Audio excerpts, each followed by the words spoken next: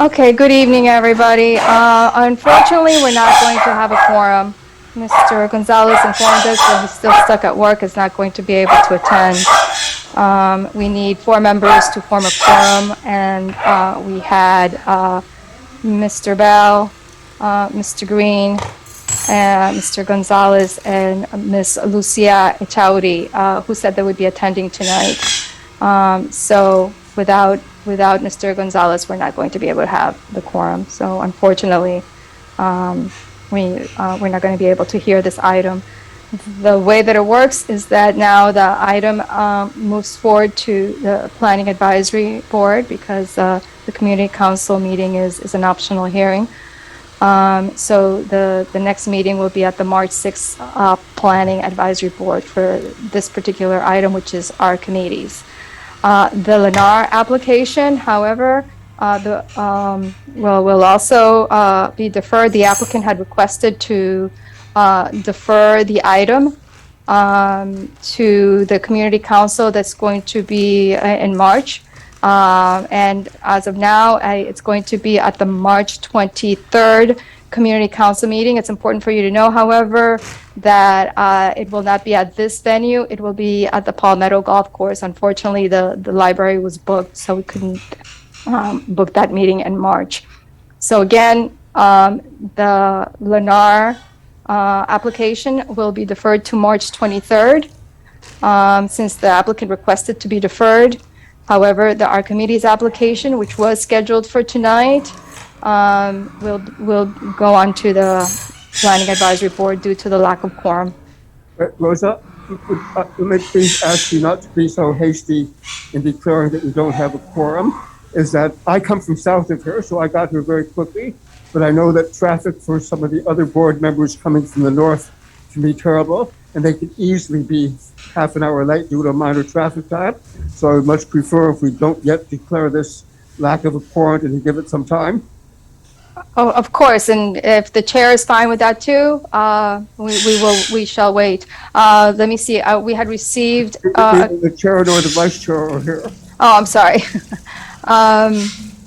We had received an acknowledgement from Mr. Bell, from Lucia Echauri, which she hasn't responded. We were trying to call her, from Mr. Gonzalez, and from you, Mr. Green. So we can wait until 6:30, if that's all right? Lucia Chowdy is here. Oh, okay, perfect. So now we just need one more member. Kids, come here. Good evening. Well, now is when we're eating. And we'll try reaching out to the board member that's pending then, just to make sure. Thank you. Josie Rose, please come. Where's my thing? Oh, you think on that one? Oh, yeah, cucumber and stuff that we have today. Dinner's just about up. Come to the table.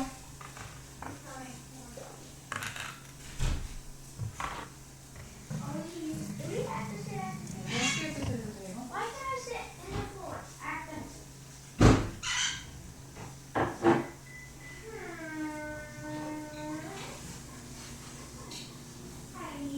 Can I sit at the floor, Mom? Please, I want you. This is gonna be really burning.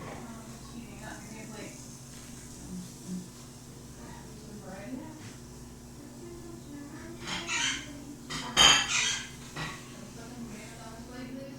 Mom, I'm sitting at the floor, okay? Okay.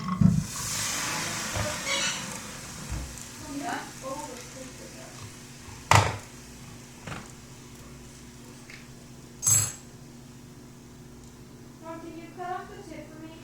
The bread? You already did. For the bread? This one though. Yeah, hold on a second. Okay, I get it.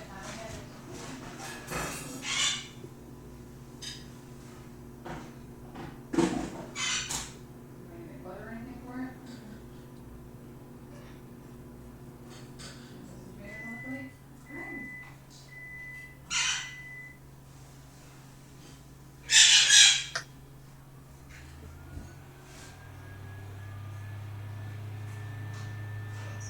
Tomatoes on the plate? It's hot right now. Hey, James, headphones off with you. Don't be, come on. It's not rude, I don't care. Like, we're not eating as a family, so it doesn't matter. My Three of us are eating as a family. Oh, we don't count, turn off the whole thing. We can have some black beans and stuff.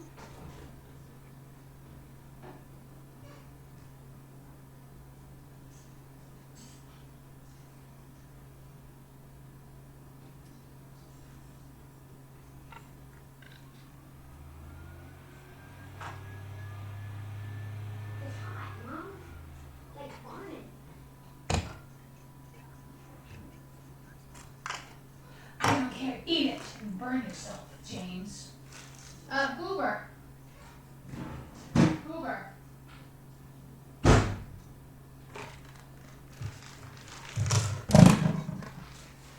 we'll leave here at 6:45? Do you wanna take some of these in your thermos someday for lunch as well? Yeah. Yeah, tomorrow.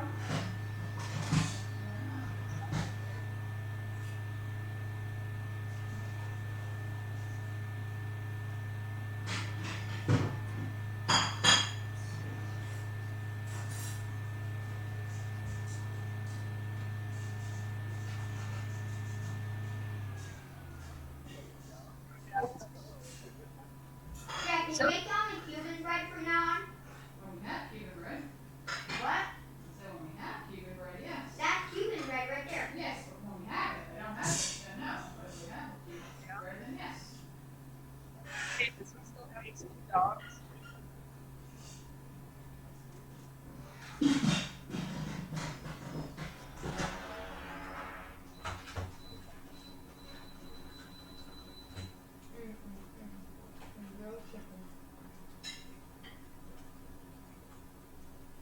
I don't know what's going on with this meeting. I can't hear anything.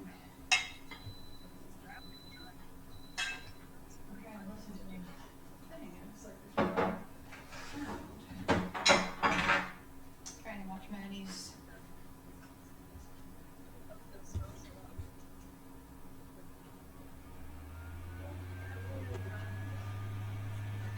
Yeah, I think she called There them it is. after. Has Maddie or Dad talked yet? No. They just got in. Where are they? Oh, I see them. I see Maddie and him. Where? Look right here. Down there? Yeah. Yeah. The end, yep. Yeah, woman there. Where's Dad? I don't know. This is recording, so, because Dad's going to be behind her, so if we record from here. Can he hear us? No, he should be on. I don't think we're on mute. And this guy is like. Make sure they're muted. Mom, who's this guy? I don't know. Somebody who's watching from a movie, or I have no idea. Is there a camera on? I don't think we have a camera on. I mean, I can't see. Do you see the recording? How do you make Dad's camera like Or that? you can get a paper like. Get something. Yeah. I don't know. Get some blue tape and go over that. It's just still really hot, Mom. James, when I leave, I'm taking the all records off with me. When I leave, all devices are off. You have to pack your lunch, you have to do your homework, you have to pack your basketball stuff. I'll just do my homework. Don't take them off, because I'm going.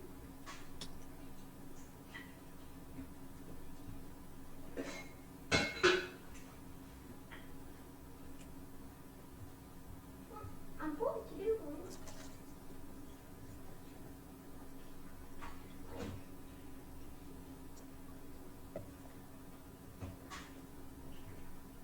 Yeah, everyone sit down and eat. Oh, can I have more? You read while you're out. So just to give everybody an update, we've left several messages for Kellyanne Thomas. She's not answering, so we'll see if she attends. She did not respond to whether she would be attending or not this evening.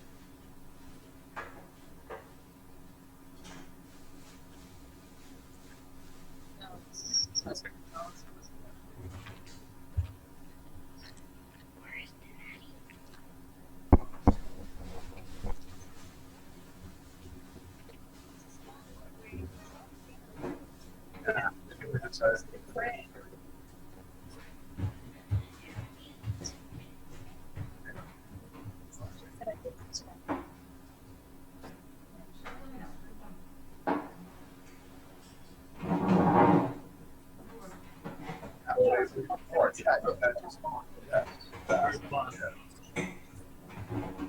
you sure Sarah only sees somebody who buys her kids?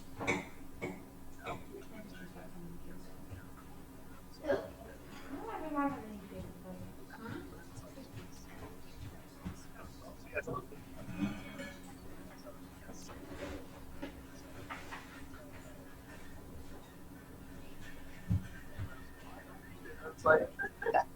Looks like Mom,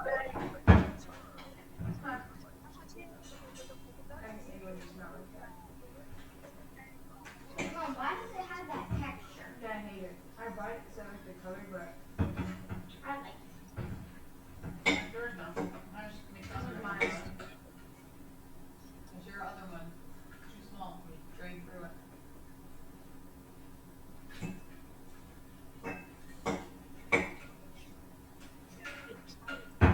For those who are attending by Zoom, we are still waiting for a quorum. We don't have a quorum at this time.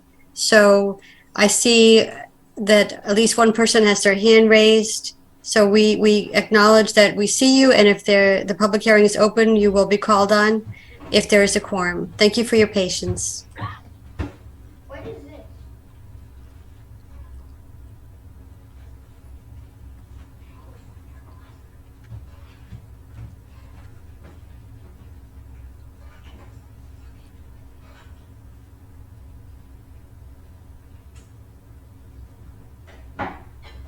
What?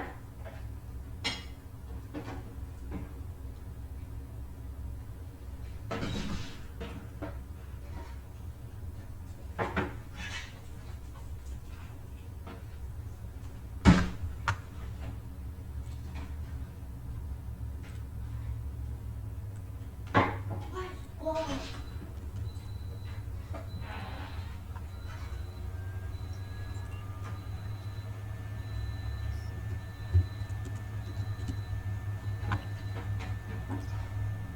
no, what happened? You left the meeting? No, I wanted to make sure I email it to myself so I can watch it from my phone. Because when I take you to Scouts, it's not gonna be a meeting on it, it's big, because you gotta do your, planning out. So I'll just watch it in the car here, because I really want to go to these meetings, so. Are you gonna stay at the church or just in your car? Usually it's not worth it to go home unless I have like something, like last time I had one. You know those Valentine's cookies? What? Can I take those for Scouts? For the girls? How many sure there's not?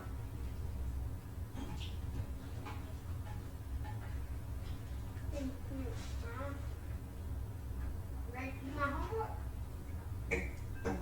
How come you have no homework class? I got 3 nights. Huh? After. You homework after? What? For real? I'm gonna get chicken wontons again. For real? Let's. Can you eat some beans, please? Hmm? Yeah, eat some black beans. Me? Yeah, you eat some black beans. I don't like your Try it. Valentine's. I didn't make those. Try them. Yeah, you made them. No, I did not make them. You open up the can. I mean, you do it though. Sticking them in a pot and heating them up. Not. They're perfect, Glenn. Look how pretty they are. No, they're all for me. They look good. Okay, but they're fine for me. Like, I can function with them. Yeah, I don't really like them. But we don't have a quorum, Uber. And Alora, like, you know how Alora's nails are ridiculously Mom, like, don't take the timer off. I'm not playing. her nails are like this really long. Her nails are naturally longer than these, and she cuts them pointy. They seem to have the marking You know, marks. like kill everybody. And I'm like, oh, you got some challenge. Mr. Van, Mr. Van, that's a lot of work. Goober! Get over! Yeah. James! James! Yes. James, Goober ate your sandwich! in the mail. I haven't even gone away. Yeah. Why is she on? So that's just the status of what is different. Okay, don't work out.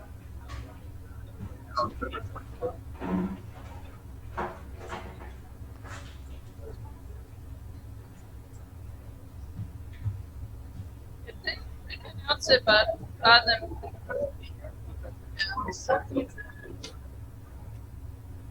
Yeah.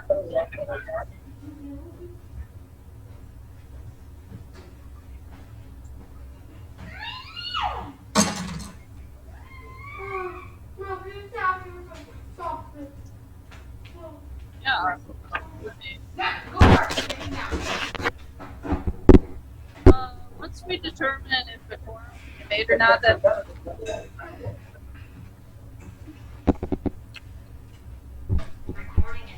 yeah, they're going to go home because if we can't, you know, if they want to sit around talking to the staff or the applicant on the record.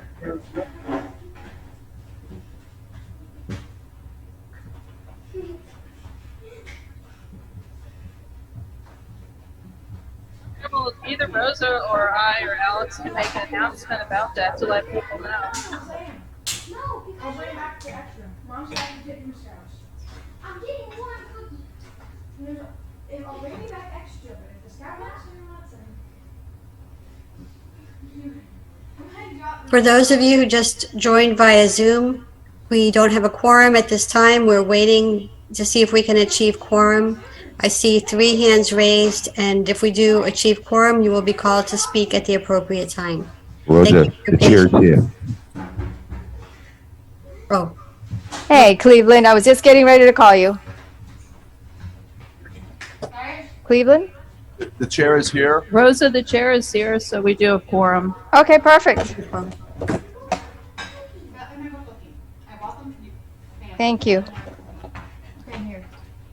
You didn't buy them for the scouts. However, Jen, have you had any fruit or vegetables with dinner? No. Put the cookie aside. No. I want to choose it. Just get this. Please go for real. No, Please. she won't let me choose it. Just take this broken one. No, I don't want the broken one. Okay, but it's open. James, you're all gonna break these out. James, James, James, stop! Give me the one that I want. Josie. Try to Purchase fix it. for the family. I'm fixing it. Let him grab the one he wants. He may not eat it until he eats fruits and But vegetables. wait, fruits and vegetables But first. he can grab the cookie he wants and put it on a napkin. Yes, I believe we're ready. If you'd like, I could start with the roll call.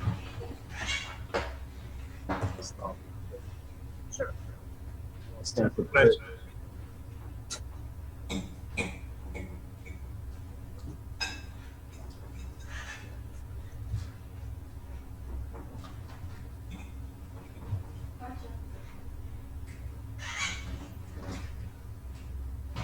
Pepper or two?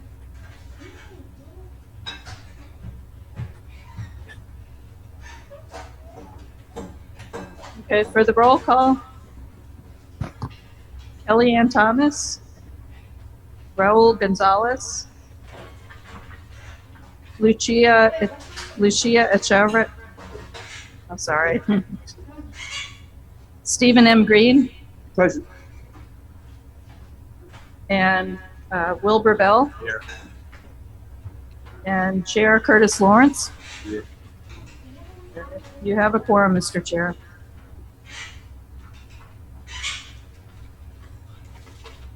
Two words. These are the beating.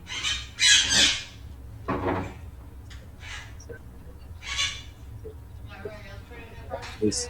Let me read the introduction No, statement. just you. Good evening. I'm Curtis Lawrence, Chairman of the Redland Community Council 14. On behalf of the council, I welcome you to the public hearing today, February 21st, 2023. We're here to deal with proposed amendments to the Comprehensive Development Master Plan and to receive public comments on the applications. Josie? The initial recommendations issued by the Department of Regulatory and Economic Resources and for the Community Council to formulate its recommendations on the public applications to the Planning Advisory Board and the Board of County Commissioners. The Community Council's recommendations will address whether the BCC should adopt with change, or deny the small-scale amendments. After today's hearing, the application will be heard by the Planning Advisory Board.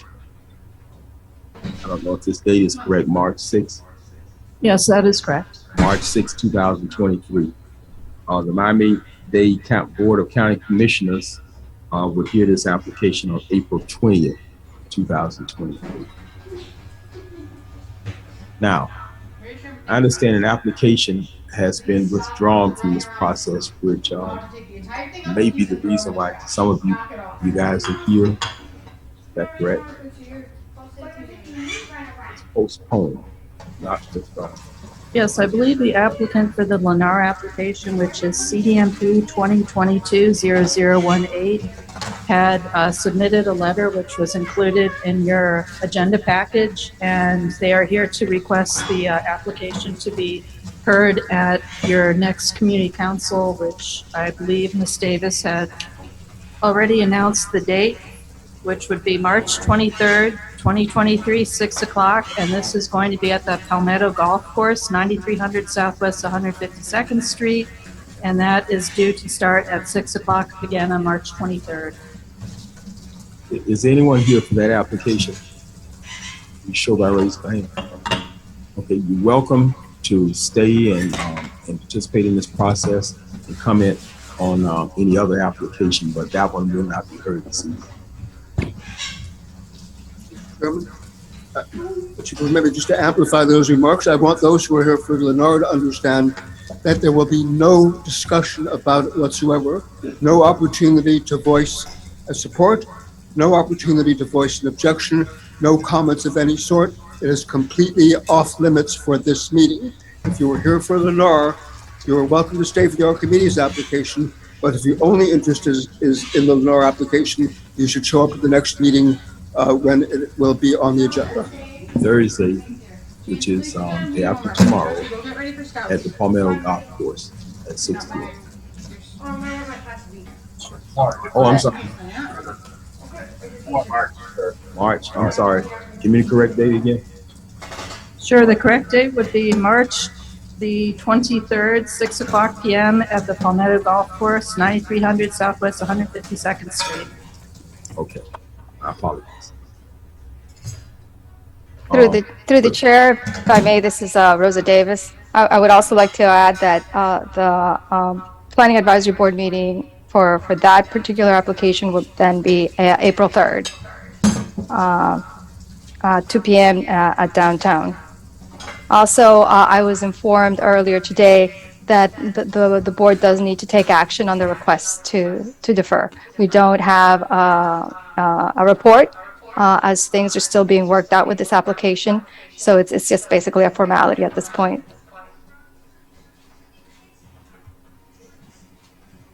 James, please sit down. Does everyone understand that? Okay.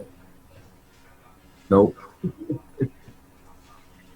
We just need to have a motion accepting the request to defer to the March 23rd. All right, Chair, will motion. Motion to defer, March 23rd. All right, it's been motioned by Mr. Bell and seconded. All in favor, say aye. One in opposition. Motion to defer has, the Lennar application is passed. Thank you. Anyone wishing to leave, you can do so now before we start the other application.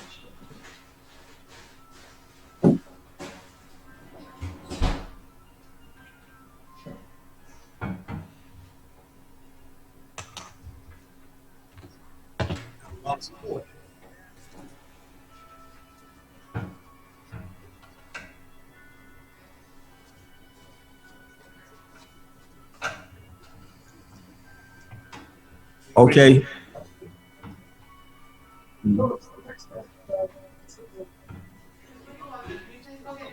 You see if you're listening to this meeting, and you play the super loud music, it's really drowning her. Okay. Would you please, those of you who are leaving, exit the room?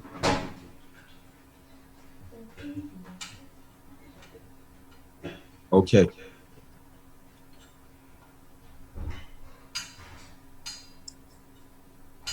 I guess we can proceed with the next item on the agenda.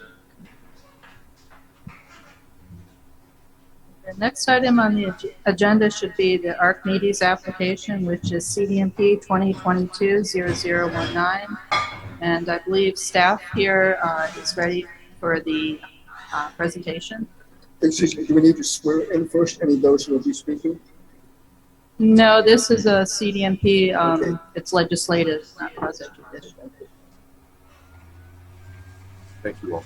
Good evening. My name is Alex Dombuck. I'm one of the planning development managers for the planning division in the Department of Regulatory and Economic Resources. And this is application CDMP 2022-0019 for Archimedes Archimedes 33 LLC. And so you can see an image of what the site looks like today. Actually, this is taken just 3 days ago. Next slide, please. Great. So to introduce the application, as I mentioned a moment ago, the applicant's name is Archimedes 33 LLC. They are represented by legal counsel who is present tonight. And what this is a request for is a small-scale map amendment to redesignate the site, which, if you look on the right side of your screen, is outlined both in a kind of a black and white dashed line as well as a red border. They want to redesignate this site, currently designated for estate density residential dwellings, meaning 1 to 2.5 dwelling units per acre. It would be redesignated to low density residential for the western half of the site, which would have a density of 2.5 to 6 dwelling units to an acre, and to a low density residential with 1 density increase for urban design on the eastern half of the site, which would get a density up to of 6 to 13 dwelling units to the acre. Staff has reviewed the application and does recommend that it be adopted, but with acceptance of a proffered declaration of restrictions, basically a set of conditions that the applicant has offered to the county as a condition of their approval, if they get approved. Excuse me, before we go any further, for those people that can't see the screen in the back, would you tell them exactly where this piece of property is? Give me some street dimensions and so forth. Sure, I'm glad to. Sorry about that. Yeah, it's the northern boundary is Southwest 320th Street, Morey, and the eastern boundary is Southwest 192nd Avenue, also known as Tower Road. So it's just at the western edge. It's just west of the city limits of Homestead. Great question. Next slide, please. Okay. So as you can see, this is a depiction of what the actual application is requesting, which is on our land use map. They are requesting to change the designation from the current designation, which is estate density residential, which is represented by that sort of a light green color, to, again, for the western half, which is represented by a yellowish color, the low density residential set at 2.5 to 6 dwelling units to an acre. And then for the eastern half, with the yellow with the hatching, would be the 6 to 13 dwelling units to an acre, which means low density residential with 1 density increase. Next slide, please. Okay, so staff's review of this application, we generally find that it's consistent with several elements of the comprehensive development master plan and the land use map and the land use element in particular. The map, the comprehensive development master plan calls for priority for development to be basically contiguous to or next to existing development, so that you don't wind up having a development out at far out, leapfrogged away. They do require that there show to be adequate capacity for the impacts of the new development, either impacts through the creation of already in place for the development, or through mitigation that would be paid for by the developer. Also, and this is very important, that the application site be inside of the urban development boundary, and I'll get into that a little bit more later. Other components that staff finds that it is consistent with is that it is development in a suitable location that reflects recent trends in location and design. The density is appropriate to accommodate growth without affecting the lands outside of the urban development boundary. Also, this site we did find is proximate to the Homestead City Trolley Service, schools and parks to allow for some pedestrian travel, and that the density pattern does reflect a document called the Guidelines for Urban Form. Next slide, please. Okay, so the image on your left is from the Guidelines for Urban Form, and it does describe how neighborhoods would form and evolve within the county. This site is located at the intersection of two major half-section line roads. Those are, every square mile in the county is considered to be a section, and the road, most of the major roads that you drive around are arranged every mile. Those are called section line roads. And then in between them are half-section line roads. And along half-section line roads are intended for townhouses and single family, as well as gathering spaces such as parks or a school or some other feature like that towards the center of one of these types of spaces. This site also, it's important to look at the surroundings for it, to look at the context. It is surrounded on the south and on the west by agriculture. And then on the east and the north, contiguous to the site, is both detached and attached single-family residential development. So that's similar to what is proposed. There is West Homestead Elementary School about a half a mile away to the east. The Blakely Park is also in that distance. And then there is the Homestead City Trolley Stop, which is represented by a little yellow dot on your map, which is reasonably close to your site, to this site. Whoops. Next slide, please. Okay. Additional components of the Comprehensive Development Master Plan. There is this that it affects this application and supports its recommendation is that it would increase the supply of single-family housing, which is necessary to accommodate projected population growth and economic growth for the county. Urban design provisions have been proffered by the applicant to ensure style, height, site layout is compatible with the surrounding, really the surrounding community to the east of the site. This site does not impact any historic or archaeological sites. And all countywide systems already have sufficient capacity to absorb the impacts of this development. However, there is one caveat, which is Chrome Avenue. Chrome Avenue is currently designated as having, for one segment south of 8th Street in Homestead, that segment is designated as having a beyond the traffic capacity.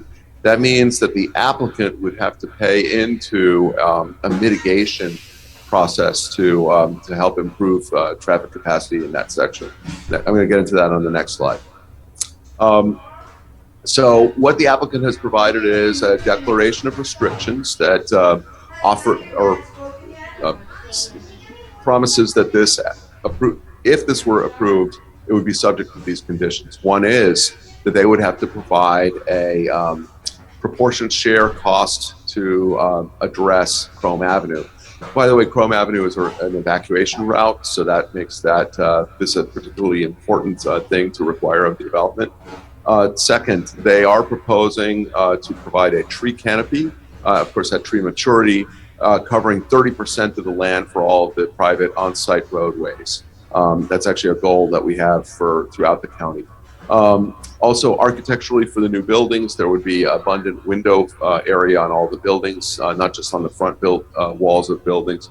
Also, other design features such as balconies and bay windows, porches, things of that sort. Also, they are to have interconnected walkways, sidewalks, and pathways throughout the development to connect the residential units to on-site open spaces, which is the next bullet, as well as to provide access to the school, the bus stop, and the park that's to the east.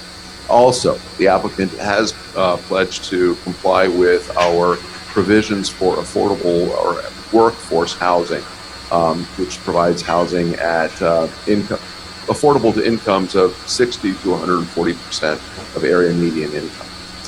Finally, next slide, please. Great. This is actually the last slide, so you guys can all now breathe a sigh of relief that my speech is over. Staff does recommend to adopt this amendment, and we are now before Redland Community Council 14, and you all will get to discuss and make a recommendation, and then it'll go to the Planning Advisory Board, and that would be on March 6th, and then it'll go to the, if based on how the Planning Advisory Board recommends, then it would go on to the Board of County Commissioners, which would be April 20th. Now, any of these dates may be delayed, but those are the dates that are scheduled so far. Be happy to take any questions. Thank you. To the chair. Is there anyone that would, can we do public? Go ahead. I have, Well, actually, I'm sorry. I believe the applicant also does have a presentation. I'm sorry. I should have mentioned that. Go ahead. You're gonna put this in the fridge outside, please? Council members going on closing numbers about the CZ 1450 Brickell Avenue. I'm here on behalf of Archimedes 33, the property owner and the applicant. I'm joined by my colleague Javier Avino and Jimmy Wright and Dario Krasinski are also here from the development team. Am I audible on Zoom? Is it? Seems okay. Thank you. Okay, so at first I just want to thank the staff and everybody at the county who has worked tirelessly with us to create the development that we're proposing here today. Mr. Dambach gave a pretty thorough presentation, so I don't want to be repetitive. I want to be respectful of everybody's time, but if there are questions, I'm here to answer them. So can we go to the next slide?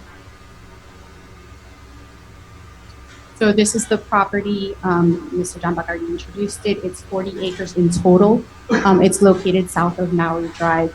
I just want to point out a few things about it. To the east and to the south are the city of Homestead. To the west and to the north is unincorporated Miami-Dade County. Another important thing about this property is that it is within the urban development boundary. It lies east of the urban development boundary. And that's particularly important because the administration has discussed and made it a goal for us to add density within the urban development boundary instead of outside the urban development boundary in order to address the housing crisis that is facing the county. The next slide, please. So we have 4 requests. Mr. Dambach sort of consolidated them into 2. Requests 1 and 4 are informed by requests 2 and 3.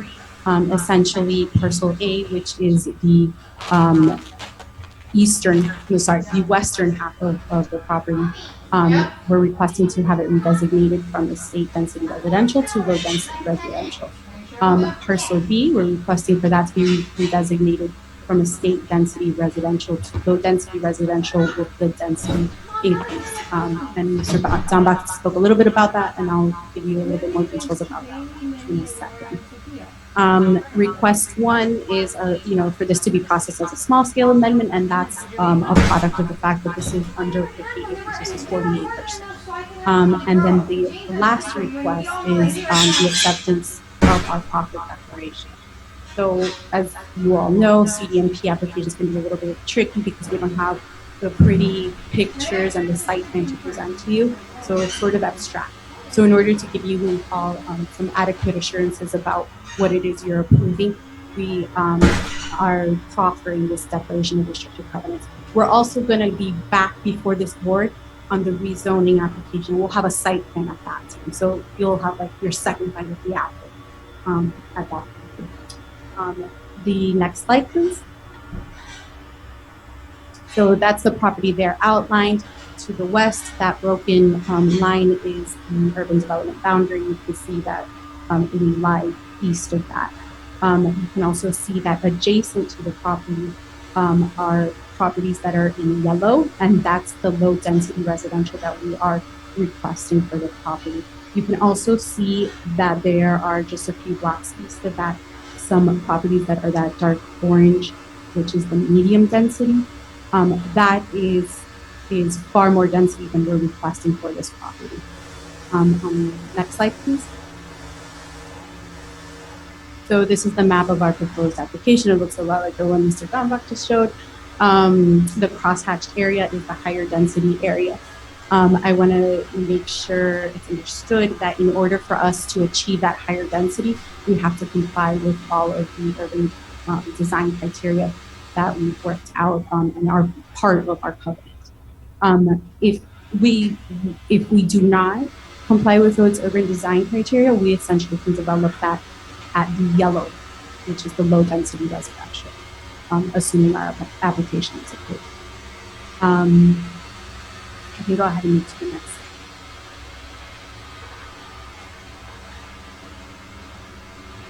So these are kind of an outline of what it is that we are providing through our proposed restrictive covenant. We're putting a density limitation of 384 residential units. This is over the 40 acres. We're also committing to workforce housing. Our intention is to construct the workforce housing on site. We'll also comply with the urban design criteria, which Mr. Dombach spoke about, and I have another slide on that in case anyone's interested. We'll be connecting to water and sewer, and we'll be providing all drainage on site, which is important because there are existing agricultural uses and existing developments adjacent to the property. So since we'll be required to build at current flood-based elevation levels, that often causes drainage to other properties. So we're making sure to contain that drainage on site. And finally, as Mr. Dombach explained, we'll be mitigating our impact on Thelma Avenue by paying our proportionate share. The next slide, please.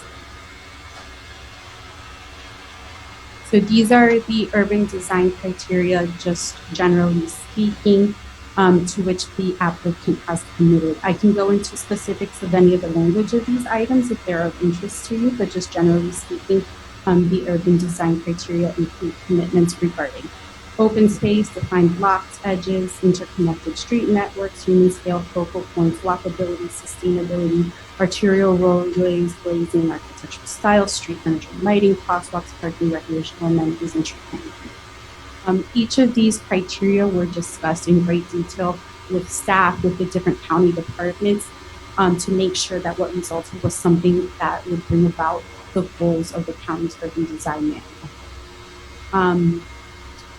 We can go ahead and move to the next slide. So this language is lifted directly from the staff recommendation, which all of you received. Note that the proposed changes are consistent with the surrounding neighborhoods, and staff recommends approval of the map amendments.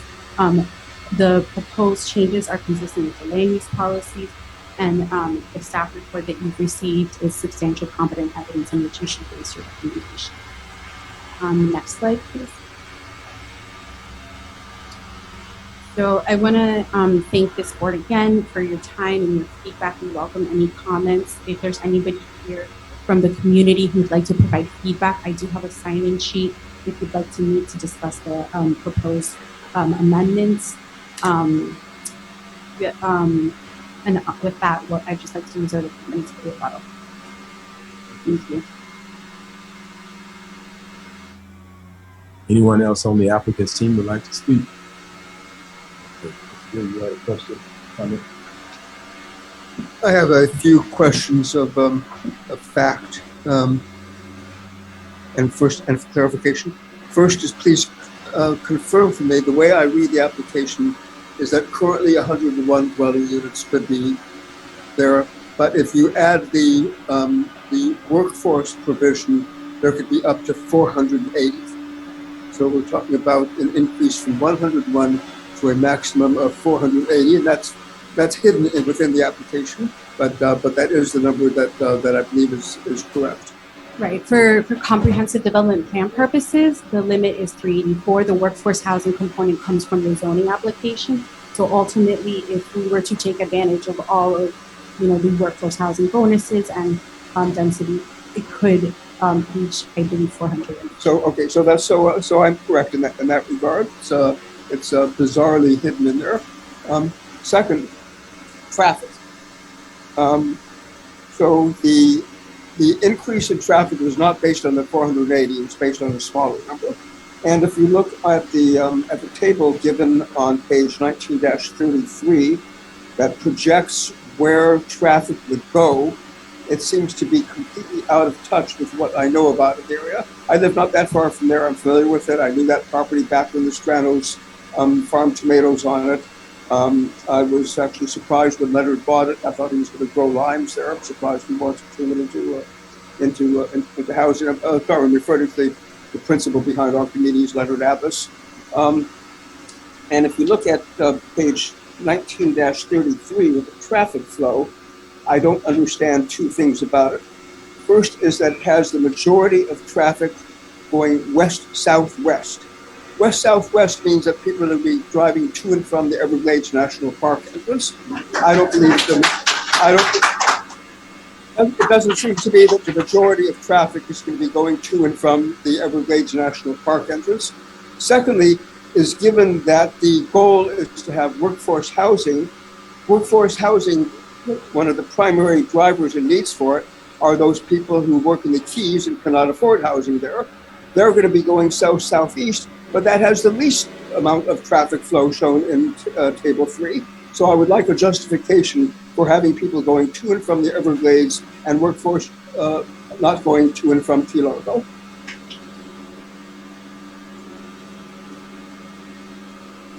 We would ask that you hold your applause, please.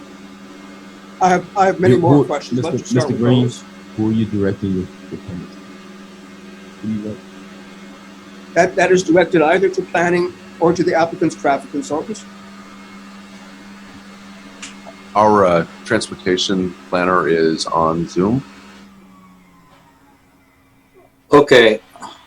Hi, Vinod Sundanasamy, transportation planner, working for RER. So west-southwest, only 13.8% of the traffic is flowing that side.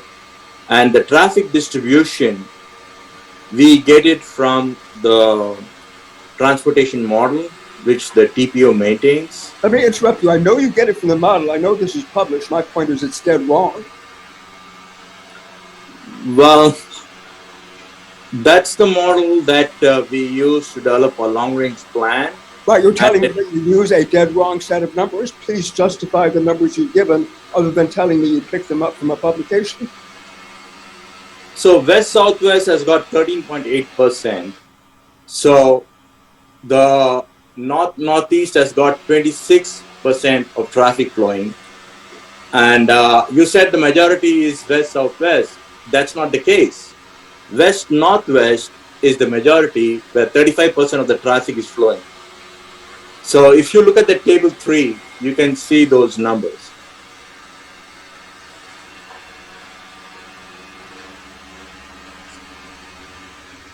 Ms. Green? The table is being shared on the screen now.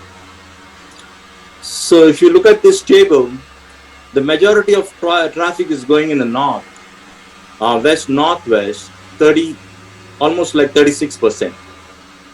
So west-southwest is like 14%. Right, west-northwest means they're driving into the Everglades where there's no roads from that location. No, it's going towards north. It's not going towards south, it's going towards north. West-northwest of that location, it goes dead into Everglades National Park and abuts the canal, goes into the park. There's no major roads there. I have no idea how to interpret this table. It is simply wrong on its face. I can send you one thing. I can do another directional diagram and I can send it to you so that will be more understandable. And in future, I'll see to that I'll put a more kind of like a directional diagram instead of putting these percentages like this. The only column there that I see that is marginally correct is the first one, north-northeast. Most of the traffic will indeed be going north-northeast. It'll be going northeast and north-northeast. It will not be going west-northwest. It will not be going north-northwest. It will not be going west-southwest. That makes no sense for this location. It might make sense for other places that area of that's noted as TAZ 1442 South Dade Phase 7A pertains to, but it does not pertain to this location. A simple look at the roadmap will show you that. As I said, at this point, I can only give you a diagram, send it directly to you so that, you know, or we can discuss about that. Okay. Any other questions? Well, I would like to see the traffic redone showing the actual routes that people would take and showing the effect of 480 units, not the number of units that they used in the projection. I think traffic is a substantial issue that has to be considered, and I don't believe that RER has put, nor the applicant has put the facts in front of us to permit us to fairly assess them.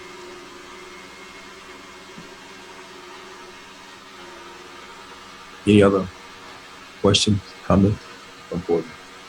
Let me go on to another one then on traffic.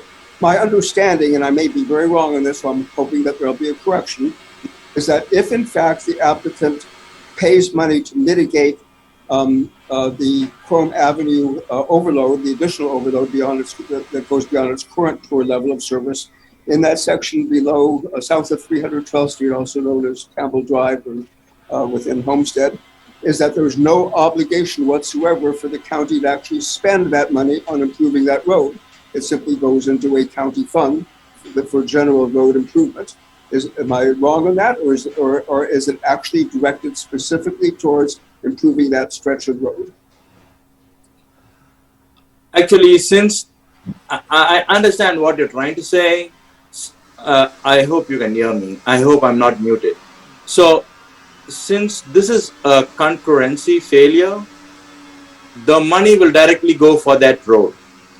So that's why concurrency, concurrency failures, the proportionate fair share money will go only for that road.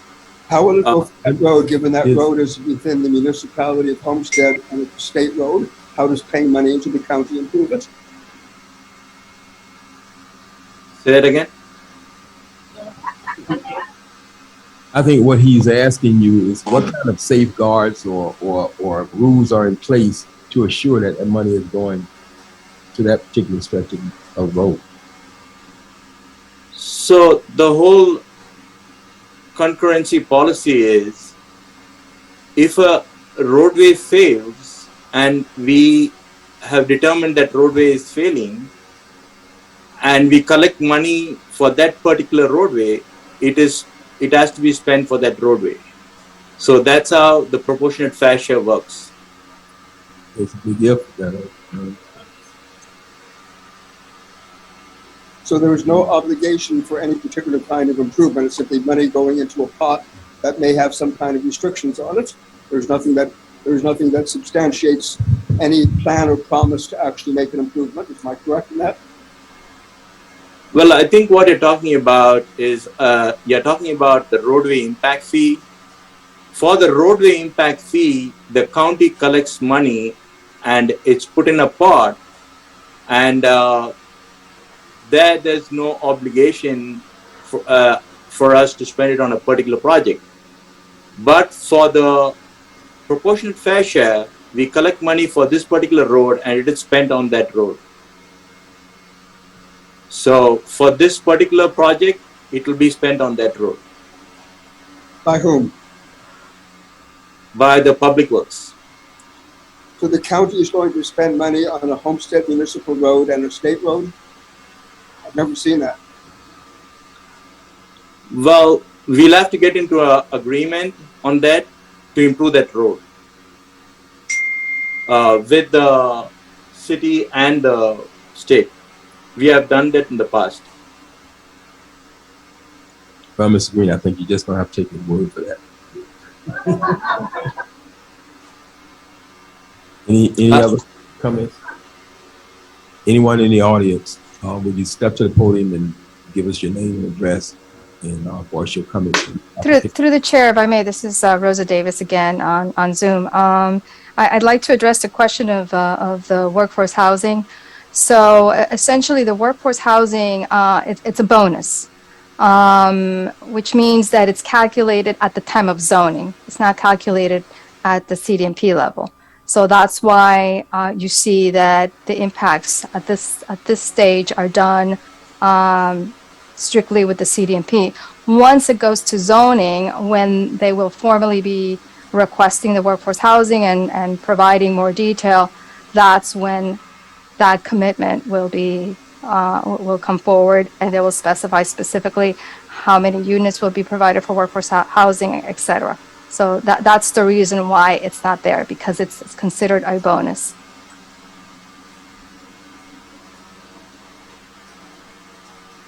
Thank you. Any questions, comments from the audience? Sure. State your name and address for the record. My name is Sherry Mitchell Santiago, C-H-E-R-I. I live at 27350 Southwest 167th Ave, or Court, actually. A question, we listed the elementary school. Do you know what the capacity is for that elementary school? Yeah.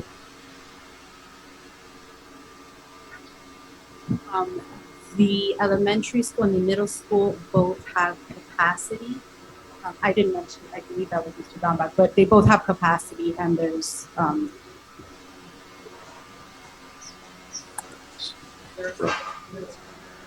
So West Homestead Elementary School, West Homestead, it has a capacity right now of 39. This development is proposed to generate 32 seats, so there is capacity for that. Yeah. Come on, we can only hear the person at the podium. If you want to say something, you'll have the opportunity to step to the podium and speak. You cannot talk from the audience. Homestead Middle, and it also is shown to have net capacity for the development. It has a net capacity of 74. Seats required from this development would be 21. And the senior high? Through the chair, we cannot hear through Zoom. The speaker also, I believe that at least I didn't hear it. We need to have the name and the address of the person that's speaking. Oh, I did that already. Okay, sorry, we didn't hear. Go ahead. So, The senior high? yeah, it would be both South Dade Senior High and Felix Varela. No. And Felix Varela is miles away from there. both are listed as being able to provide capacity through the school district. So that's why they're both listed. Okay, and I have another question.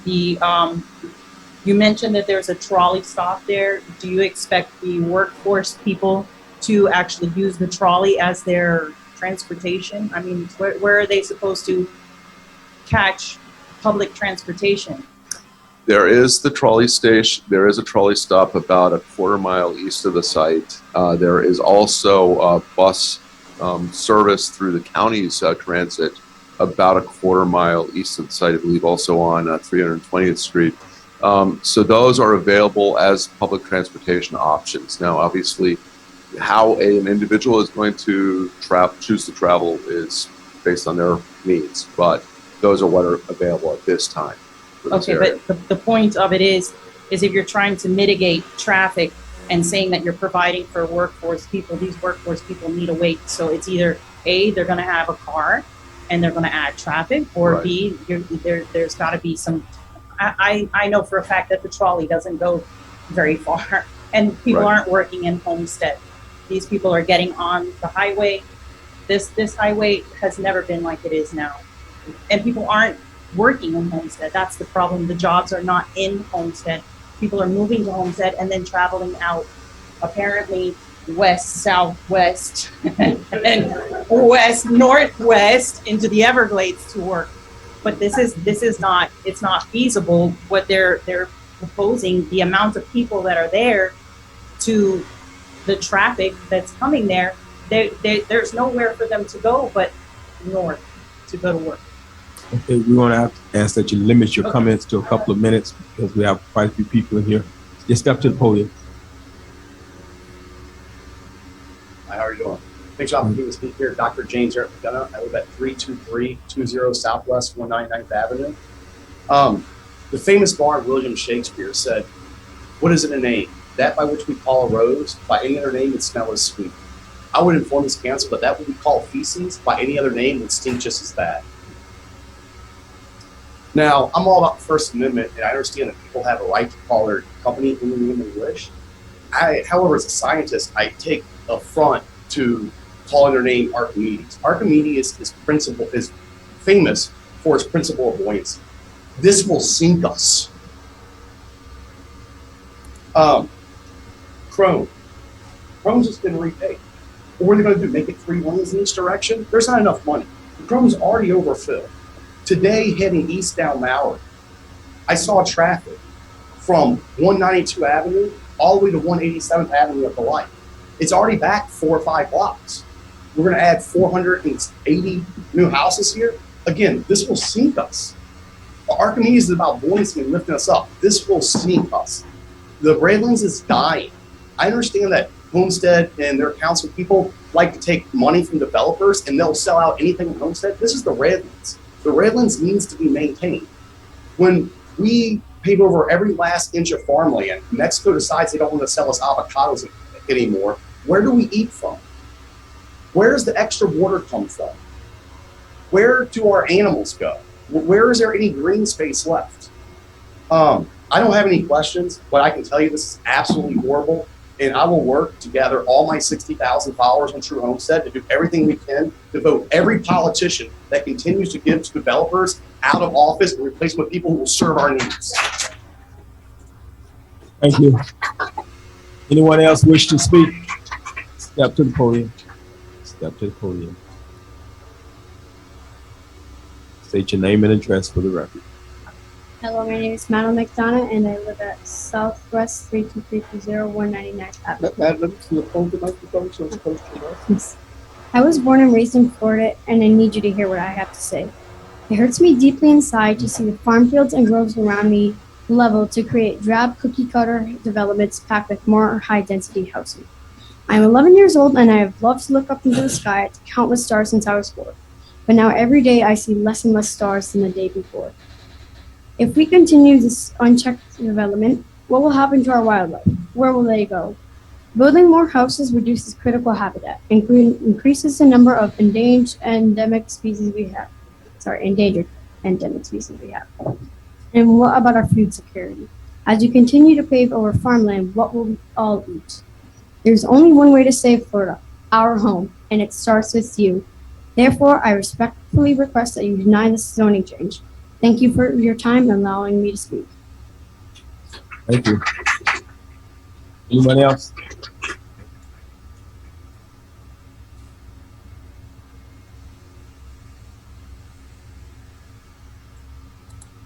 Denise Martinez. I live at 19926 Southwest 326th Street, right down the street from this gentleman right here. The young lady said earlier, how many seats are available left in the school? 21. What happens to the people who live there now that already have children? Where are their kids going to go? If there's only 21 available spots in an elementary school, does that mean everybody down there stops having children? Because we're going to put in 384 more homes and have all these people. You can't go anywhere in the city of Homestead. You can't go down Maury. You can't go down Chrome. You can't go down 312th Street. You can't go anywhere. He was probably late getting here because of the traffic. I'm telling you, the traffic it's crazy. I live down south. I live on I work on 152nd Street. If I don't leave my house by 5 o'clock in the morning, I'm not going to be there.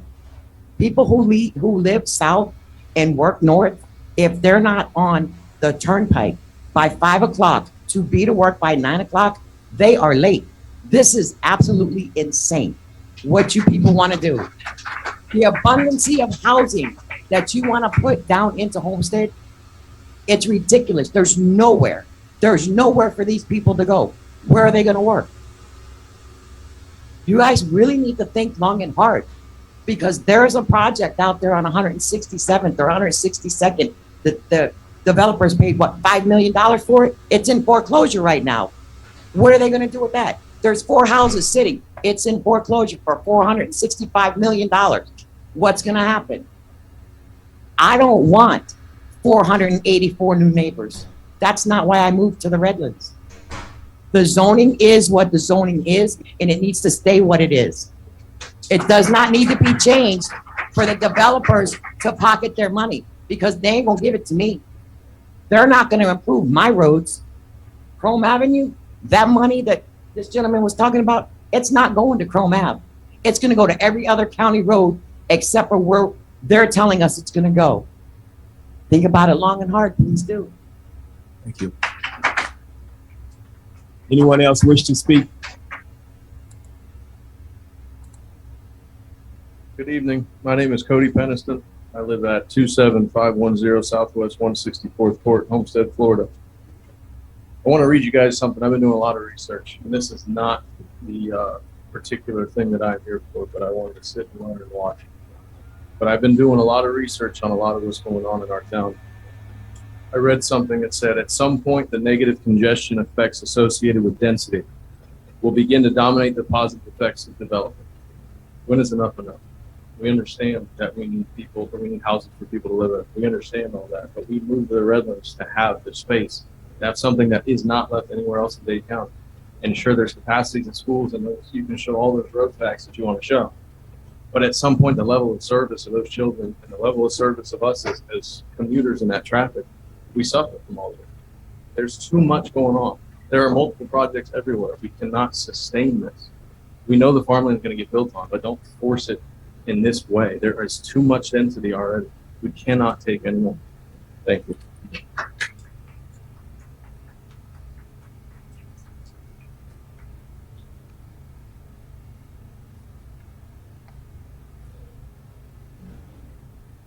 Hello, my name is Mary Palazuelos Jonquier. I live on 16208 Southwest 274th Street. And I want to ask you, you guys are approving this one particularly. It's piecemeal. The developers come and you approve it. And there was a zoning plan, a map, what the zoning should be, wanted it to be in Homestead. Are you like looking at the long-term view, because everything's piecemeal? And so you should be having some kind of a future plan of what all those farmlands are going to turn into, because the Miami people need our food. That's what Homestead is traditionally for. It's the tomatoes, of the breadbasket of tomatoes of the United States. And now all that, when you tape it over with houses, it won't be able to have any food. And peak oil, we've reached peak oil, so there would be so expensive to bring big ocean liners from South America full of fruits and vegetables that it will be prohibitive. And so then we're going to say, well, where's the food? Let's grow it in the United States, but we already paved over and built houses. So us in Homestead, we have the perfect weather, the perfect, conditions to grow good organic food. There's a lot of young farmers that want to have farm and grow organically and grow and regenerate the land. Like there's the ag commissioner, Nikki Friedman. She has a man that's working with the young farmers to get land here. That would be a better use of this land instead of just changing it into housing for all the immigrants that are coming from everywhere that want to come to Florida now. Why is it our job to bring all the immigrants and house this housing crisis? Why is Homestead? Why do we feel like we have to? Homestead was farmlands. Food shortages are real. We've seen it through the pandemic. Tons of food shortages. People freak out. So how can we not put that into consideration also when you look at what you're going to do in the future? And the last thing of all, because on US 1, they're putting like 6- and 7-story buildings. I don't know how they all got approved, but those people are all like excited to come to Homestead because they think they're going to have land and they're going to be able to, ride their bikes, and their kids are going to have swings to play on. And hello, they're right on US 1. Where's the parks? Where's the green spaces for these people to enjoy quality of life? They're right abutting US 1. And then there's a commissioner that she says, well, we're going to put greenways along the busway. We're going to spend the money putting a lot of trees on the busway. The people that live in the condominiums, they don't care about looking out the window and seeing the busway, or the people that are driving, they don't care if there's trees on the busway. Buy some parks, buy some land. Have these developers give land within the development. Like they said that they're going to have areas for recreation. Well, that's a question. What's the area? There's 40 acres. So how big is the area for recreation? Is there swings for the children? What about hiking? I mean, we have Everglades National Park, but we don't have to. Homestead was land. Let me say this before we go any further. We are not here to redesignate agriculturally designated property to residential property. This property is already designated for residential. This property is currently zoned for estate density residence. The owner here can build without coming here and getting any comments or approval from us. He can currently build housing on this property. He's here to decide to go from estate density to asking to change the master plan from estate density to low density residential.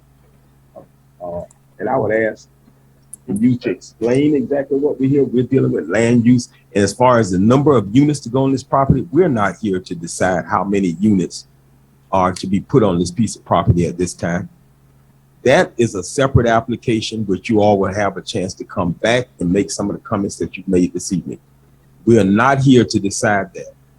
We're here to simply talk about the current land use of this piece of property. Did you explain? Certainly existed right now. Yeah. Bill, you don't need nothing, no public hearing. Yeah, but you're treating this application as a zoning application, and it is not a zoning application. That's in a later application. That comes in a later application, which you have a chance to comment on. Would you explain this, Mr. Yes, thank you. Yeah, I understand, but I just want to, because we're in the weeds here, and I want to kind of bring us back. So, would you like me to? Thank you. Yes. This is simply an amendment to the Comprehensive Development Master Plan. It is not yet a zoning application. That would come at a later date, and at that time we would actually have information such as the layout of where parks would be in open spaces and things of that sort. The applicant has, and that is partly, actually that's likely entirely because we have a urban design guidelines standard that does call for them to provide open space and walkways and interconnectedness with their request for the low density residential with one density increase. They would have to provide those things in order to qualify for that density level. So you had asked earlier about a plan for the area. There is a plan. It is a mapped plan for this area. However, there are opportunities for people to request amendments with their land that they own, and that's exactly what is going on right now. There is also the urban development boundary, which does define where the agricultural lands are to be and are to remain, and then where development area is to be based on projections and expectations of population growth, as well as demand for different types of housing styles. So that's where the situation is at this stage with this particular site. So unfortunately, we don't have the details of the layout of the site. However, what we are considering right now is whether or not the comprehensive plan, the comprehensive development master plan, would enable a future consideration of zoning to rezone the site to accommodate this housing proposal. So it's a multi-step, multi-phased endeavor. This is one of those steps. Right.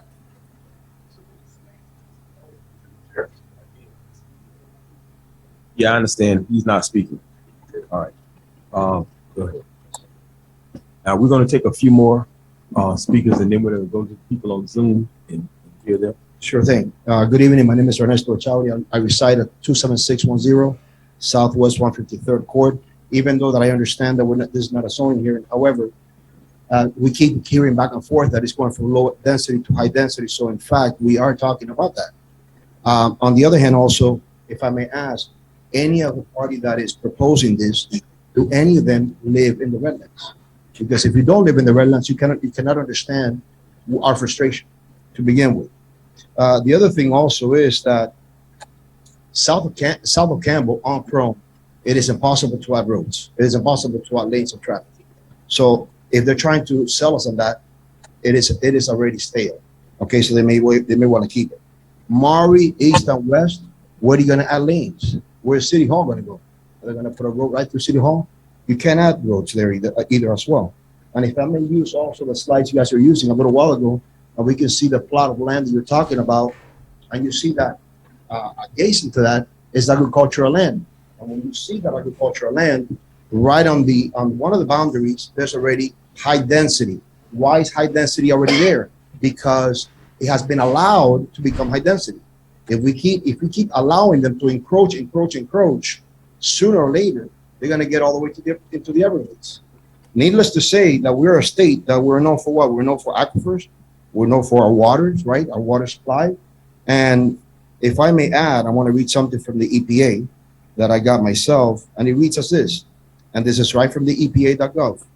Land development creates impervious surfaces through construction of roads, parking lots, and other structures.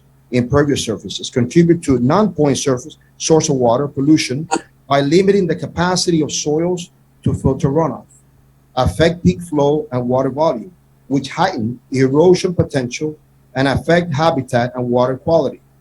Increase stormwater runoff, which can deliver more pollutants to water bodies that residents may rely on for drinking and recreation.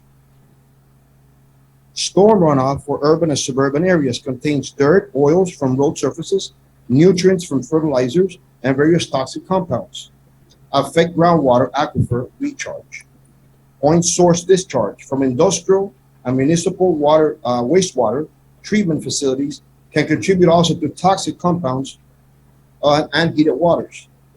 Some land development patterns, in particular, dispersed growth, such as suburbanization, can contribute to a variety of environmental concerns.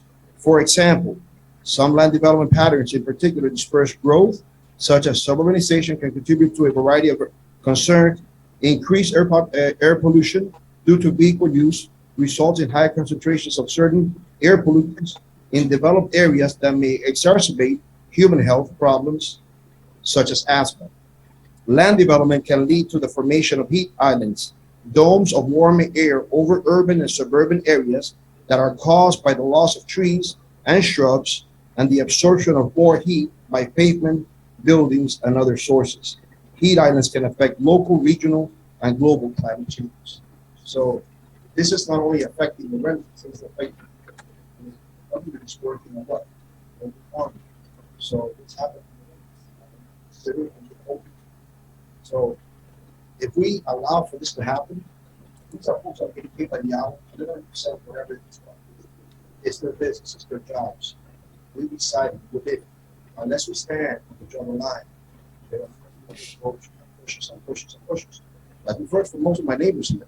We moved out here for a reason. We moved out here years ago, right? Running away from the overpopulation. And overpopulation is encroaching and overtaking us. Unless we put a stop to this, and we stand on the line, and we say, you know what, no more.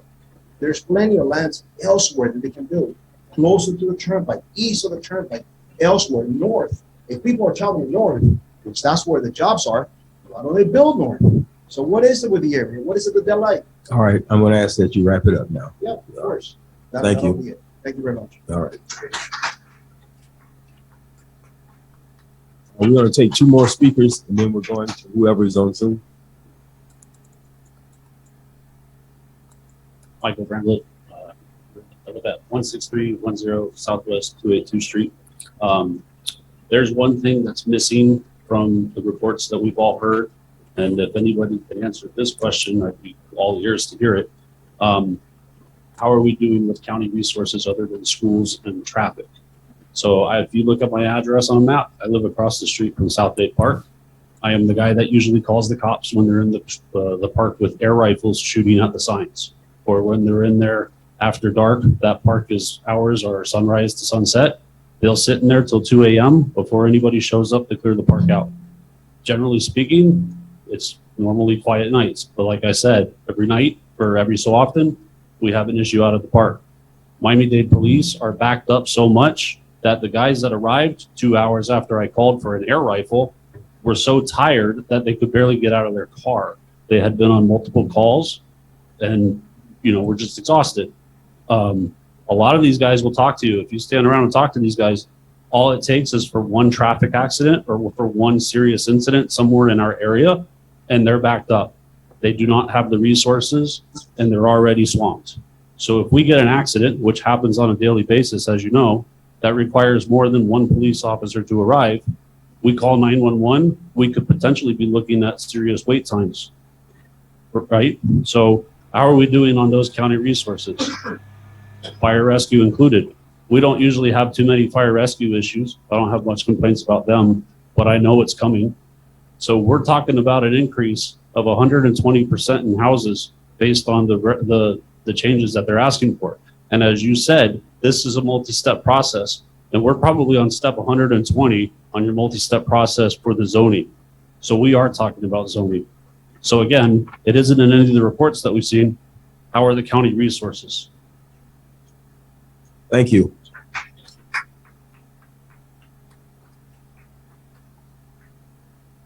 One more speaker. One Do you more want me to before you. address this question, or Go ahead.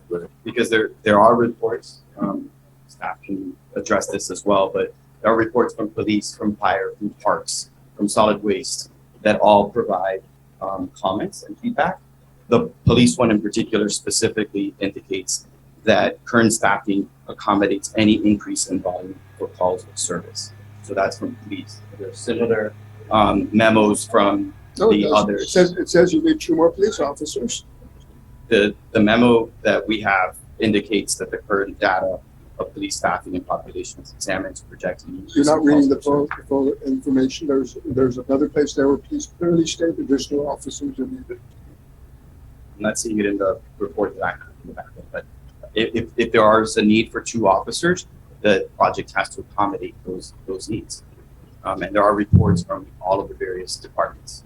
So it's not that there aren't analysis from the various departments. Excuse me, through the chair, Excuse me. we have to be out of here at 8 o'clock. I understand there's some speakers on Zoom that also. Yeah, I'm gonna get to them. I'm gonna give Mary 2 minutes.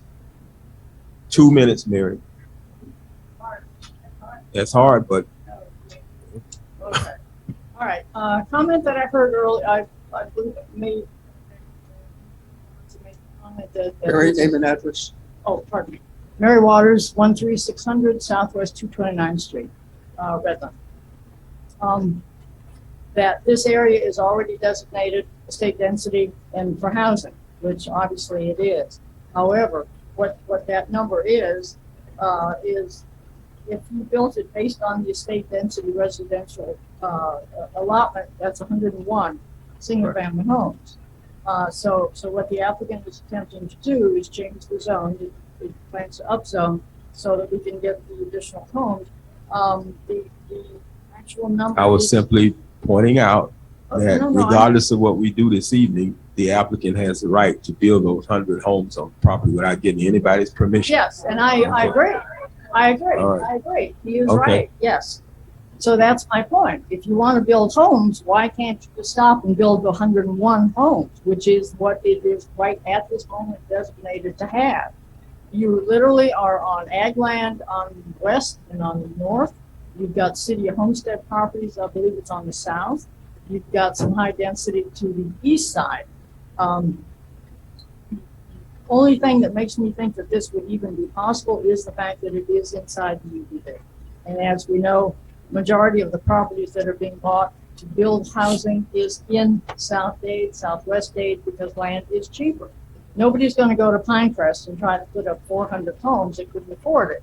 They're not going to Aventura. They're not going to downtown Miami. They're going nowhere other than here, and they will just continue eating up all of this land because this is where it is available in large numbers. So getting back to the quantity, with all of the requests for zoning changes, with the upzoning, even with the one density increase, there can be as many as 481, but with the single-family homes and three-story attached townhomes. Even with just the original 384, the applicant is anticipating that that means an additional 1,229 residents in that community, and that there would be 3 people per residence. As we're seeing anymore, there's far more than that in these homes. There are other issues in there in the covenant. It's described many other things. Parks and Recreation is recommending that the applicant provide a 3.3 acre park land in lieu of park impact fees, so that that community would have its own park. The water and sewer is coming from the city of Homestead. From a lot of applications that even when I sat on this council before, we talked about city of Homestead was at a max. They had no availability to give other new developments that were just outside of the city limits of Homestead, the potable water and the sewer service. Homestead is in itself the city of Homestead over on the east side of town, planning to build 1,300 homes. It just got approved a couple of weeks ago. I don't know how the city of Homestead keeps coming up with all of these services when they're already saying they're at capacity. And that was probably 3 or 4 years ago. So unless they build a few new wells somewhere, I don't know where they're coming up with this. Okay, you need 2 minutes now. Okay. We get the point. Okay. All right. The other thing too, with 384 units, that's an anticipated 68,805 gallons per day, just from that. So again, the city of Homestead doesn't have any. Oh, and one more thing. Some of the addresses I heard here sounded like there might be some that may have received a mail out, not for Lennar, but for the Archimedes application. If you received any received a mail from the county stating that there would be this application to be heard. If you are wise, you would ask the applicant to schedule a meeting where the neighbors can all sit down and discuss this. You might be able to come to some agreement to where maybe it's not quite as built out as that's what they're asking to do. And one more thing. In today's Herald, there was an article by County Commissioner Vice Chairman Rodriguez, who is saying that Dade County needs to provide affordable housing. Affordable housing means We're not gonna get something down. much less than $500,000. Mary. I only want to say one more thing, real quick. Is that this is saying that people have the right, the privilege to be able to live and play and work near where they live. These homes that are being, this in particular, is so far south that there aren't that kind of job quantities for people to say they want to move to Homestead, get a job, and be able to work there. Thank you, Mary. End of story. Thank you. How many speakers do you have on Zoom? Mr. Chair, we have 4 speakers on Zoom. The first one is Natalie Grant. May I allow her to talk? Yes, for 2 minutes. Please unmute yourself, Ms. Grant, and you may proceed. Hello, thank you very much for your time and for the opportunity to speak before the board. My name's Natalie Grant. I'm a resident of 27201 Southwest 167th Avenue, proud South Dade Buccaneer, previous valedictorian of South Dade, and the first African-American valedictorian there as well. I do want to just reflect a few things that are concerning to me with regard to this application and also some of the framing. specifically one with regard to the modification of the comprehensive plan. I travel around the country and I work with communities that are literally trying to undo a lot of the overdevelopment that has occurred over their preceding decades. And we've been successful in that regard. So it's troubling to me to hear the framing of this as just one step in the process and just a modification, when we know that by drips and drabs is really how that change occurs if it's not managed accordingly and appropriately. And I think that's what you're hearing from the community as well, is the recognition of what is transpiring for those who live, work, play, and pray in South Florida and Deep South Dade, and especially in the Redland. Being born and raised there, this is particularly sensitive to me, and especially knowing the challenges that communities across this country have in undoing this process. It's irreversible harm and damage when the plans are not followed because they're plans for a specific reason, right? And I recognize that there needs to be housing. No one is saying that should not be afforded to those individuals. However, transparency in the application, especially as illuminated by one of your own sort of board members, that's a real challenge, and that fractures trust within communities. So that's already a demerit, honestly, in terms of that engagement. Realism and understanding what is happening within our schools. South Dade was exploding when I graduated in 1998. They built a new school and it was already over capacity by that point in time. So let's be realistic about what schools and slots mean, and especially coming from an educator. My mom retired from Miami-Dade County Schools, and they're overwhelmed and the teachers are overwhelmed. So let's be realistic about what that really means and looks like. And finally, I would just indicate that part of the preservation of the history of the Redland ties to its farmland. And I recognize all of this is not part of the conversation, but I'm offering this for this specific point.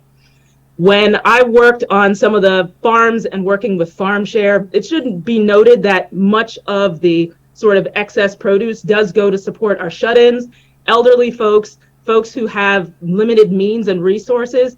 And that's part of the challenge that you're seeing, as well as those resources are being taken away from them as well, when the farmers don't have that ability to provide for the community in the way that we have historically.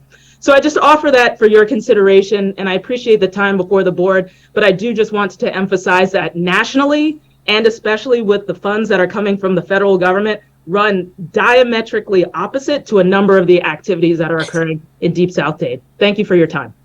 Thank you. Mr. Chair, next we have Mr. George Zaldivar. Mr. Zaldivar, please unmute yourself and you may speak at this time. Thank you. Good evening. I've got poor internet. Am I coming through?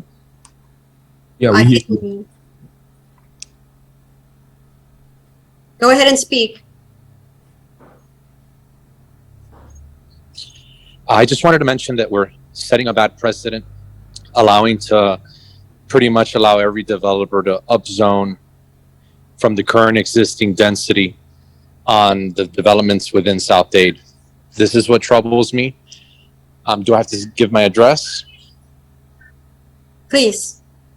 Yes, Jorge Saldivar, 19500 Southwest 188. So like I mentioned, I'm a little worried about the upzoning. I feel we need a little bit more integrity to keep agriculture.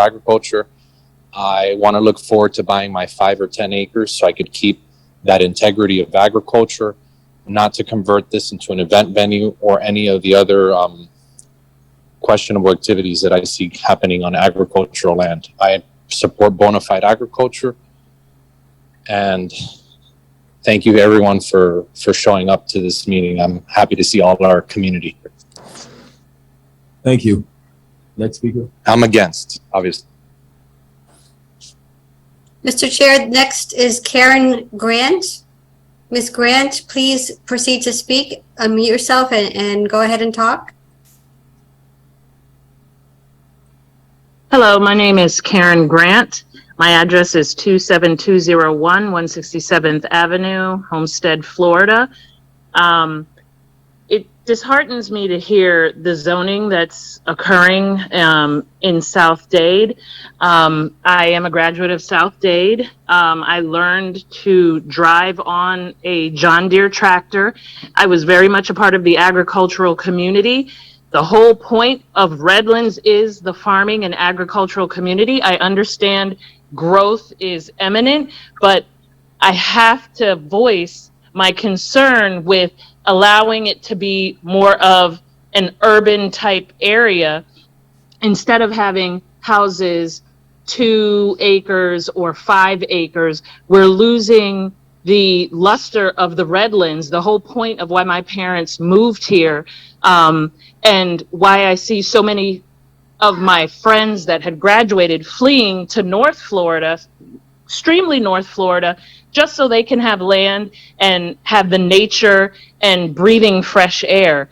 And what I see happening and going on, you know, Homestead, Deep South is the next best thing. So everybody's coming from north to south. Many of my friends who stated they would never really come down to agriculture, you know, where we were, and now everybody's moving down here, and the congestion is just unbelievable. So I'm hoping that folks on the board are aware we can't have this continue. The zoning is getting ridiculous. Everybody's tired of the traffic. We moved here for a reason.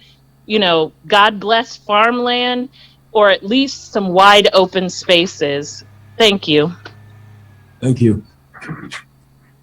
Mr. Chair, we have one additional speaker that I believe registered after the cutoff time.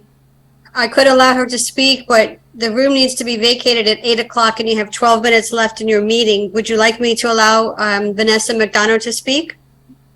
She can have 2 minutes. All right. Okay, Ms. McDonough, please proceed to speak. Unmute yourself. Okay, thank you very much. My name is Vanessa McDonough, 32320 Southwest 199th Avenue. Like every other person you have heard tonight, I am opposed to this. I feel that what was presented is so out of touch, not just out of touch, but like downright not facts. So to imply that to add 300 to 400 new houses is going to result in 20-something students is nonsense. And then to say that they're going to go to Felix Varela High School. Okay, so just so everyone is aware, Felix Varela High School is on Southwest 96th Street. We're talking about a development on Southwest 320th Street. So why are we making a determination of what's going on down here based on a high school on Southwest 96th Street? Like, I don't know if it's stupidity or deceit or what it is, but give us the real facts. The same way Mr. Green pointed out, nobody is traveling into the Everglades every day. It's insulting to our intelligence. Those of us that live in this area and have had to deal with this nonstop traffic and development are sick of it, and it's very insulting when you come out and say, oh, 40% of the 1,000 cars that are going to be put on this one block are all traveling into the Everglades every day. No, they're not. They're going to be traveling the same roads we are, causing 15 more minutes of delays in our already 2-hour commutes. Thank so you. I thank you. Thank you.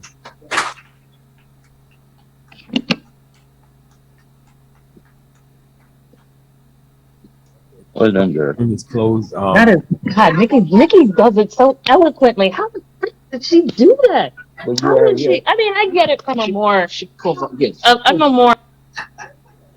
Are there any issues that you want to? Okay.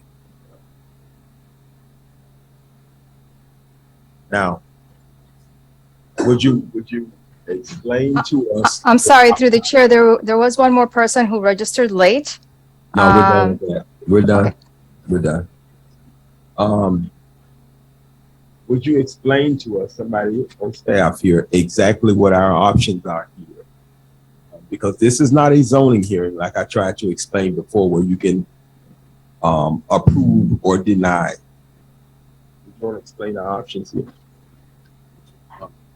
Rosa, would you like to do it, or would you like me to do it? Sure, no, absolutely. So this is a recommendation, which will go to the Board of County Commissioners. The Planning Advisory Board also has an opportunity to provide a recommendation. And the options are either to adopt with change, or deny. In this case, they are proffering a covenant. So the adopt or adopt with change would also be, accepting the proffered covenant if that's what the board wishes. So those are the options that you have. Rosa, clarify, there's no option for us to request for them to defer, to do such things as to make changes or to meet with neighbors? No, you can, however, create a condition, and that would be, for example, you can recommend that the applicant meet with the neighbors prior to going to the final hearing.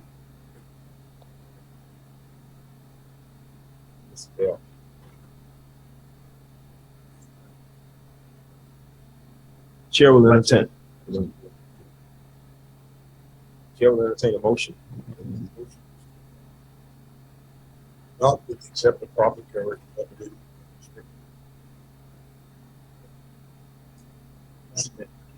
Through the chair, we're having a difficulty hearing. If the board members wouldn't mind speaking directly into the microphone. A motion has been put on the floor to adopt with change, I believe. This is accept it. Proper.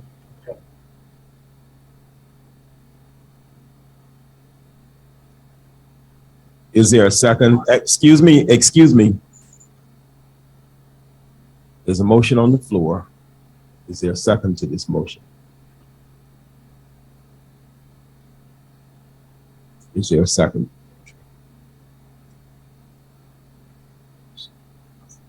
Sure, if you'll accept it.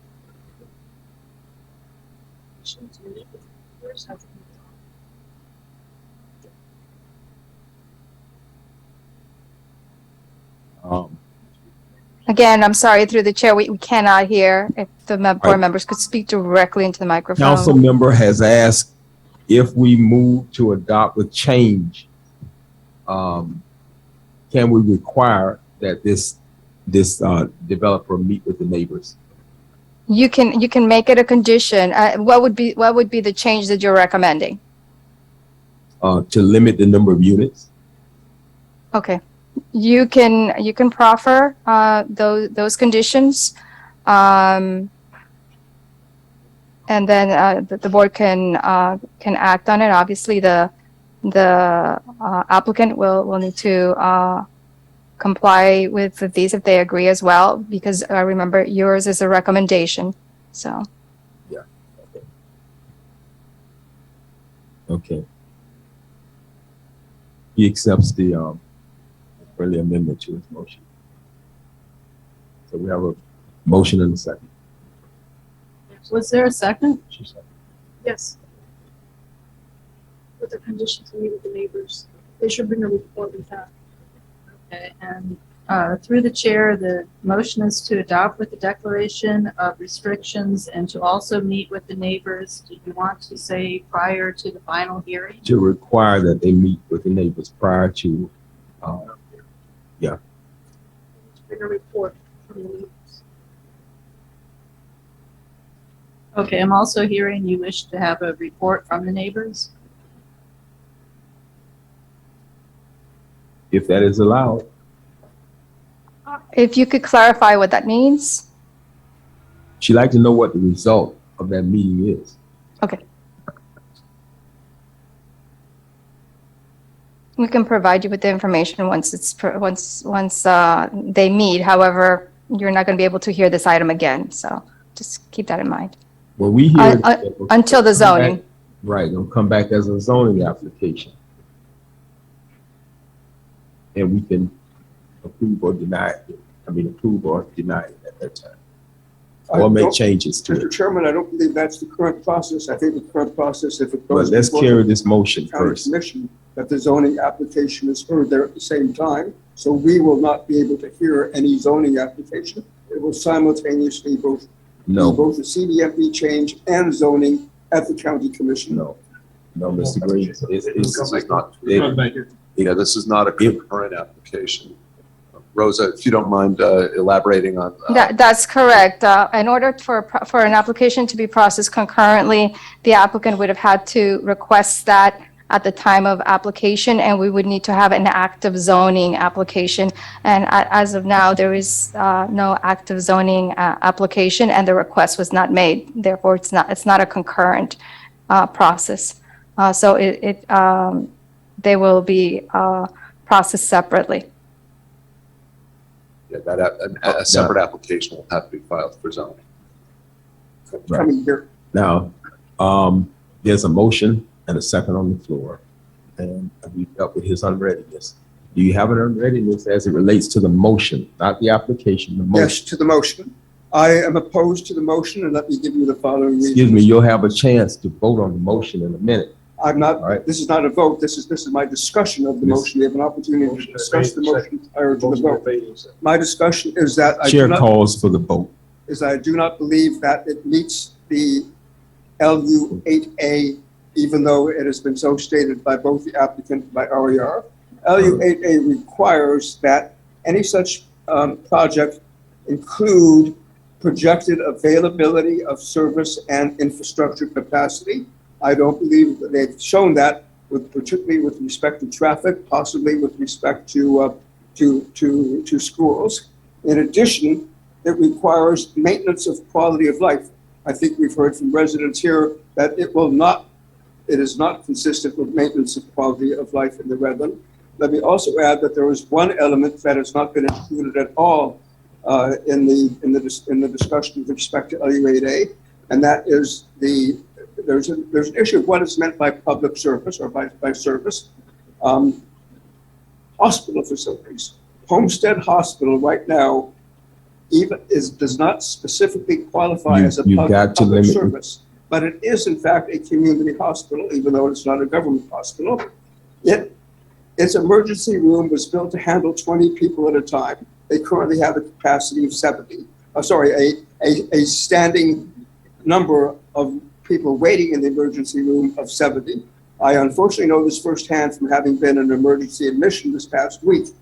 It took 2.5 hours for me to be seen for what should have been a 15-minute job. Mr. Green, they also could not admit me because they had no beds. I asked specifically. And we understand, we understand your opposition to this, but you're doing a filibuster. And there's a motion and a second on the floor, and I'm calling for the vote. The specific issue with Homestead Hospital is I asked specifically, why are you so overcrowded? They gave me a one-word answer. That one-word answer was the name of the developer.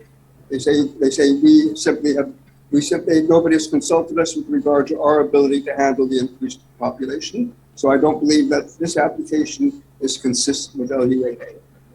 Thank you. Through the chair, just a question on the motion. I also heard that there's a change to limit the number of units. Is there That was to be the discussion with the residents. Okay, so the motion is to adopt with the declaration of restrictions and also with the condition to meet with the neighbors prior to the final hearing and report from the neighbors results of that meeting. Correct. Okay. On the motion made by Board Member Bell and seconded by Board Member Lucia Echeri, excuse me. On the motion, Lucia. To adopt with change. To adopt, and with the declaration of restrictions and with the condition about the neighbors. On the vote, Lucia? I need to clarify something to make sure I'm thinking I'm doing is correct, is what's going to happen. So adopting this, they move on and they'll go to zoning. If we do a vote, No. I'm sorry? It doesn't go straight to zoning. It goes. Speak into the microphone. Yes. It goes from here to the Board of County Commissioners.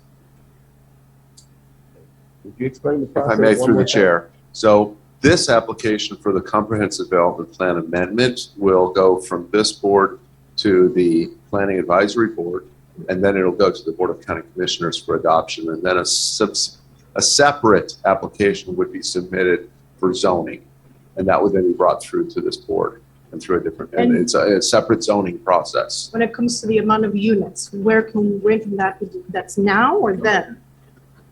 You can do that now, or you can do it in the zoning process.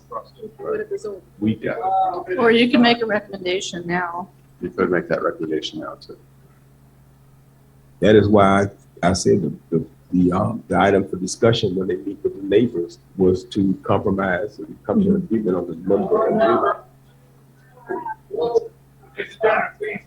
It's, They have to come back here for they have to come back here for zoning.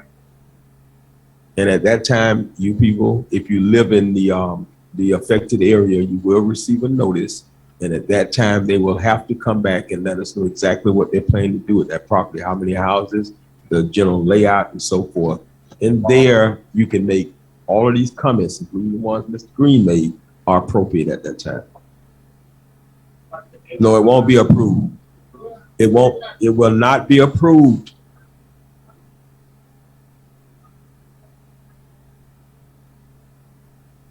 Go ahead. Through the chair, it's after 8 o'clock. Just a reminder. Okay, I'll withdraw my.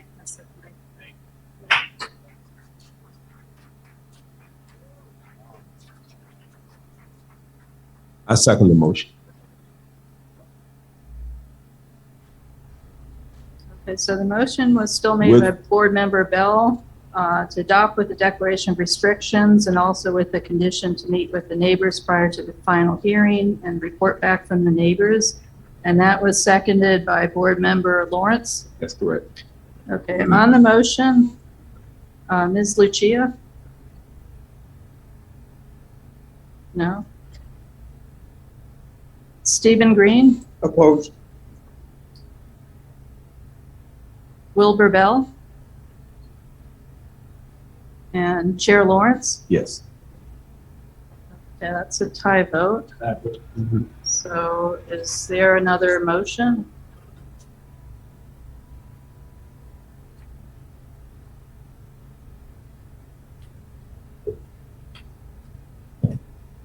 Please clarify, I believe a tie vote means it has not passed, correct?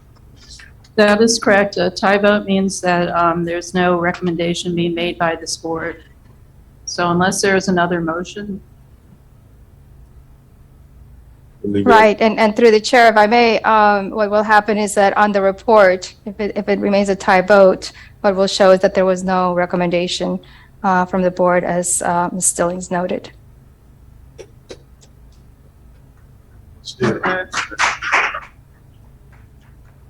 Motion to adjourn then? Motion to adjourn.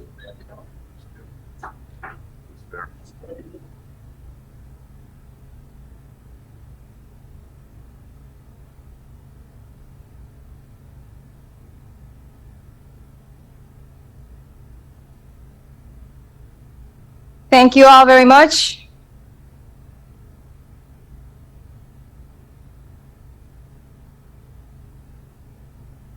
Okay.